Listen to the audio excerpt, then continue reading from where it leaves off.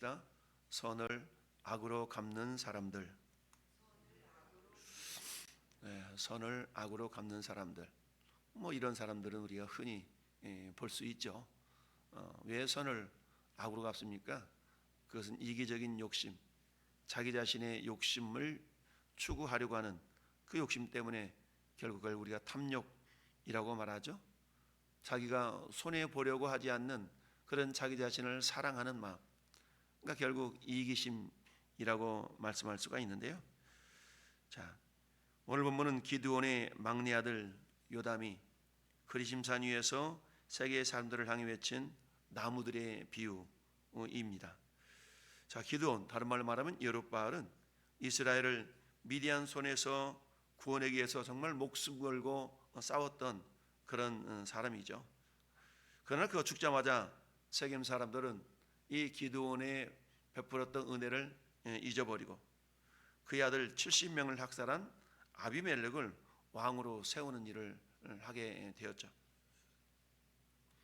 오늘 말씀을 통해 우리는 선을 악으로 갚는 인간의 죄성과 그럼에도 불구하고 우리 하나님은 공의를 행하신다 뿐만 아니라 우리를 위해서 진정 우리가 악을 행하였음에도 불구하고 오히려 우리 주님은 거꾸로 선을 악을 선으로 갚으시는 그 하나님의 긍휼하심과 자비하심을 우리가 비교해서 살펴보는 시간이 되기를 바랍니다. 첫 번째 요소는 우리가 은혜를 망각하고 허망을 쫓는 인간들의 완악함을 우리가 볼 수가 있는데요. 자, 요담의 비유를 통해서 우리는 감람나무, 무화과나무, 그리고 포도나무, 그리고 가시나무의 비유 얘기를 계속 들었습니다. 자, 이 나무들을 향해서 비유력으로 얘기를 하고 있죠. 8절 말씀에 하루는 나무들이 나가서 기름을 부어 자기들 위에 왕으로 삼으려 하여 감람나무한테 말합니다. 너는 우리 위에 왕이 되라 라고 감람나무에 요청을 하니까 감람나무는 어때요? 내게 있는 나의 기름은 하나님과 사람을 영화롭게 하는데 내가 어찌 그것을 버리고 가서 나무들 위에 우쭐대리요. 그러니까 지금 자기 하고 있는 이 섬김의 일에 나는 만족하지 굳이 왕까지 데려가는 욕심은 없다라고 말을 하고 있습니다. 무화과나무 역시 마찬가지. 우리에게 왕이 되라 그랬더니 무화과나무 역시 마찬가지. 나의 단 것과 나의 아름다운 열매를 어찌 버리고 가서 나무들 위에 우쭐대리요. 포도나무도 그렇습니다. 하나님과 사람을 기쁘게 하는 내 포도즙을 내가 어찌 버리고 가서 나무들 위에 우쭐대리요 라고 하나같이 왕이 되지 않겠다. 그리고 자기가 섬기는 그 일에 감사하고 만족한다. 즉 이들은 뭐예요? 은혜를 은혜로 여기는 자들이라고 볼 수가 있겠죠. 그와 반면에 이제 가시나무에게 가서 얘기합니다.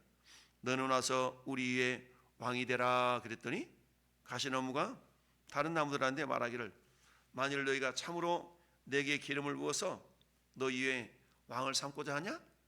그럼 내가 그렇게 할게. 그러면서 내 그늘에 와서 피해라. 그렇지 아니하면 불이 가시나무에서 나와서 레바논의 백향목을 사를 것이니라 하였느니라. 여러분 사실 가시나무는 그렇게 그늘을 만들어낼 수 있는 그런 나무는 아니죠. 그럼에도 불구하고 내게 와서 내 그늘에 피하라 라고 말하고 있는 것을 봅니다. 이것을 비유로 하면서 이제 70명이 한 바위 밑에서 바위 위에서 다 죽임을 당하는 가운데 막내 아들이었던 요담이 피해서 지금 하고 있는 그런 내용이지 않습니까? 자, 그러면서 이제 너희가 아비멜렉을 세워 왕으로 삼았으니 너희가 행한 것이 과연 진실하고 의로우냐? 이것이 여룹바알과 그의 집을 선대함이냐? 이것이 그의 손이 행한 대로 그에게 보답함이냐? 역설적인 표현이죠. 너희가 그렇지 않고 있다라고 말하고 있습니다. 한마디로 말하면 뭐예요? 왜 배은망덕하고 있냐라고 말하고 있는 것이죠. 인간은요 자기의 목숨 앞에서는 배은망덕뿐만 아니라 더한 것까지도 행할 수 있는 그런 죄성이 있는 연약한 존재이죠. 그러면서 우리 아버지가 전에 무릎을 죽음을 무릅쓰고 너희를 위하여 싸워 미디안의 손에서 너희를 건져냈거늘. 목숨 걸고 미디안 손에 건져내서 40여 년 동안 평안한 삶을 살도록 했거늘. 너희가 오늘 일어나서 우리 아버지 집을 쳐서 그 아들 70명을 한 바위 위에서 죽이고 그 여종의 아들 아비멜렉이 너희 형제가 된다고 그를 세워 세겜 사람들 위에 왕으로 삼았구나 라고 그들의 연약함을, 잘못됨을 이렇게 질타하고 있습니다. 그러면서 또한 역설적인 표현을 19절 20절에서 하고 있는데요, 만일 너희가 오늘 여룻바알과 그의 집을 대접한 것이 진실하고 의로운 일이면 너희가 아비멜렉으로부터 말미암아 기뻐할 것이요 아비멜렉도 너희로 말미암아 기뻐하려니와. 근데 그렇지 않았다는 얘기죠. 진정 여룻바알, 즉 기드온과 그의 집을 대접해서 진실하고 의롭게 대접했다라면 지금 너희가 왕으로 세워서 너희가 섬기려고 하고 있는 이 아비멜렉도 역시 마찬가지, 너희들에게도 그렇게 기쁨으로 너희를 섬길 것이다. 근데 그렇지 않다라고 지금 역설적으로 표현하고 있습니다. 그러면서 20절에 그렇지 아니하면 아비멜렉에서 불이 나와서 세겜 사람들과 밀로의 집을 살을 것이요 세겜 사람들과 밀로 집에서도 불이 나와서 아비멜렉을 살을 것이라. 그런데 뒤에 실제적으로 이런 일이 발생하게 되죠. 이걸 통해 알 수 있는 것은 세겜성 사람들이 여룻바알 즉 기드온의 집안을 선대하지 아니한 일 때문에 오히려 그들은 어떻습니까? 그들이 아비멜렉을 왕으로 세운 것 때문에 오히려 그들에게, 아비멜렉에게 화를 당하는 그런 것을 우리가 뒤에 가서 살펴볼 수가 있는데요, 이처럼 인간은 은혜를 망각하고 화망을 쫓는 그런 완악함을 가지고 있다라고 말합니다. 그렇습니다. 죄인은 그야말로 생명의 근원 되신 하나님보다 눈앞의 권력과 화망한 이익을 쫓는 연약한 존재인 것을 보게 되는데요, 예레미야 2장 13절 말씀에 내 백성이 두 가지 악을 행하였나니 곧 그들이 생수의 근원되는 나를 버린 것과 스스로 웅덩이를 판 것인데 그것은 그 물을 가두지 못할 터진 웅덩이니라. 웅덩이를 파서 물이 고이게 만들어야 되는데 터진 웅덩이를 만들었다. 그건 뭐예요? 그들의 수고가 헛수고가 된다. 우리 속담에 밑 빠진 독에 물을 채우는 격이 되는 것이죠. 아무리 수고해도 물을 채울 수 없는 헛수고의 인생. 근데 그 유언이, 그 원인이 뭐라고요? 구원 되시는 하나님 아버지를 버렸다. 즉 생수의 근원 되신 나를 버렸기 때문에 아무리 너희들이 웅덩이를 팠는데 그 웅덩이가 터진 웅덩이가 되고 말았다라고 예레미야 선지자를 통해 주님은 말씀하고 있습니다. 북이스라엘 향해 예언했던 호세아 선지자는 호세아 13장 6절에 이렇게 말씀합니다.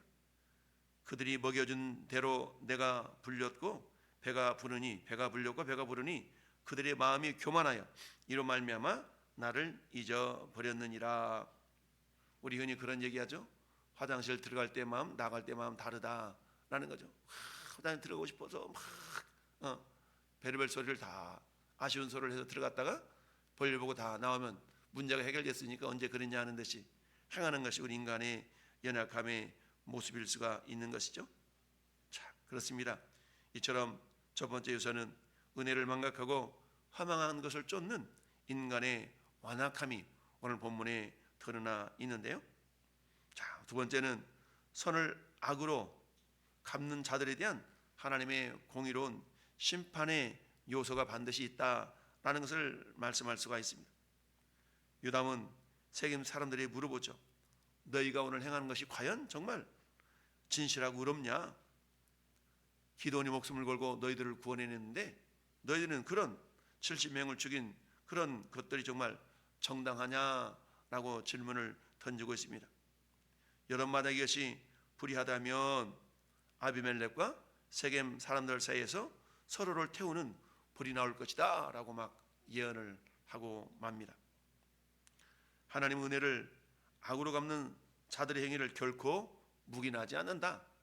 성경은 계속적으로 심은 대로 거둔다 라는 말씀을 하고 있습니다. 심은 대로 거두게 하시는 하나님은 불의한 동맹을 반드시 깨뜨리시고 심판하신다는 사실을 우리는 기억할 수 있어야 됩니다. 잠언서 17장 13절 말씀에 누구든지 악으로 선을 갚으면 악이 그 집을 떠나지 아니하리라 라고 말씀하고 있죠. 예수님은 말고 깃대기를 자르는 베드로를 향해서 검을 거두라 라고 말씀하고 있죠. 칼로 대적한 자 칼로 망할 수가 있는 그런 것을 예수님이 말씀하신 것처럼 자기를 해하려고 하는 그런 많은 무리들을 향해서 우리 주님은 어떻습니까? 그들을 향해서 오히려 악을 선으로 대우하시는 그 하나님의 자비하심을 우리는 살펴볼 수가 있죠. 이처럼 선을 악으로 갚으신 자들에 대해서 하나님은 공의로운 심판을 보여주시는데요, 행한 대로 갚으시는 하나님, 사람이 무엇을 행하든지 그대로 갚아주시는 하나님, 스스로 속이지 말라. 하나님은 업신여김을 받지 아니하시나니 사람이 무엇으로 심든지 그대로 거두리라. 사도 바울은 로마서 12장 19절에서 사랑하는 자들아 너희가 친히 원수를 갚지 말고 진노하심에 맡기라. 기록되었을 때 원수 갚는 것이 내게 있으니 내가 갚으리라 라고 주님이 말씀하셨습니다.